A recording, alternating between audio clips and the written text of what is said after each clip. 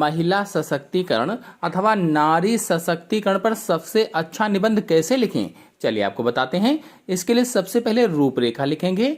रूपरेखा में प्रस्तावना, महिला सशक्तिकरण का अर्थ, महिला सशक्तिकरण का उद्देश्य, महिला अथवा नारी सशक्तिकरण से लाभ, महिला सशक्तिकरण की आवश्यकता यानी जरूरत, महिला सशक्तिकरण की शुरुआत यानी इतिहास इसके बारे में, और उपसंहार।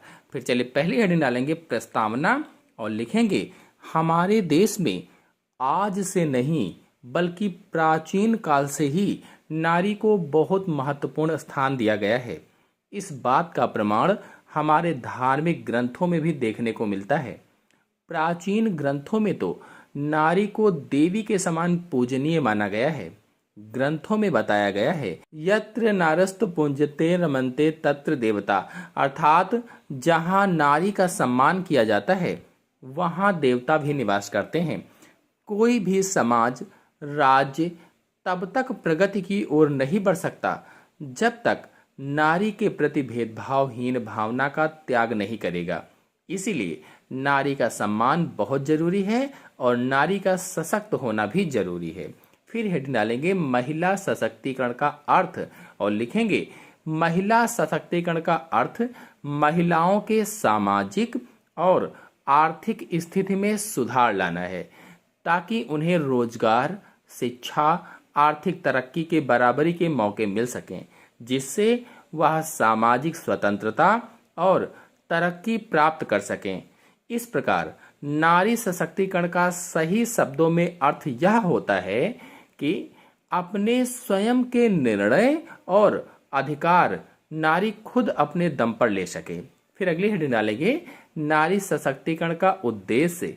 तो नारी सशक्तिकरण का उद्देश्य महिलाओं की उन्नति, विकास तथा सशक्तिकरण को मूर्त रूप देना है। नारियों के लिए एक ऐसा माहौल तैयार करना जिससे कि वे अपनी क्षमताओं को समझ सकें, सामाजिक, राजनीतिक तथा आर्थिक जीवन में महिलाओं द्वारा भागीदारी और निर्णय लेने का समान अवसर प्राप्त हो।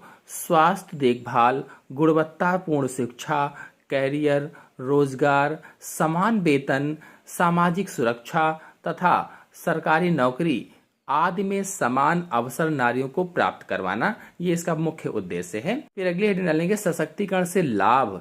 तो महिला सशक्तिकरण के द्वारा महिलाओं के साथ साथ परिवार के हर सदस्य का भी विकास संभव है। एक महिला परिवार के लिए रीढ़ की हड्डी के समान होती है। जिस घर की महिला सशक्त होगी वो परिवार अपने आप में सशक्त हो जाएगा। जहाँ के परिवार सशक्त होंगे वहाँ पूरा समाज अपने आप सशक्त हो जाएगा। साथ ही जब महिला शक्तिशाली बनती है वह अपने जीवन से जुड़े सभी फैसले स्वयं ले सकती है और परिवार तथा समाज में सम्मान के साथ जी सकती है। फिर अगली हेडिंग डालेंगे महिला सशक्तिकरण की आवश्यकता यानी इसकी जरूरत क्यों पड़ी। तो 21वीं सदी के दौर में एक तरफ हम चांद पर जीवन की संभावनाओं को खोज रहे हैं तो दूसरी तरफ आधी आबादी को पीछे रखकर विकास नहीं कर सकते हैं। महिलाओं की भागीदारी से ही समाज, देश और विश्व का कल्याण संभव है।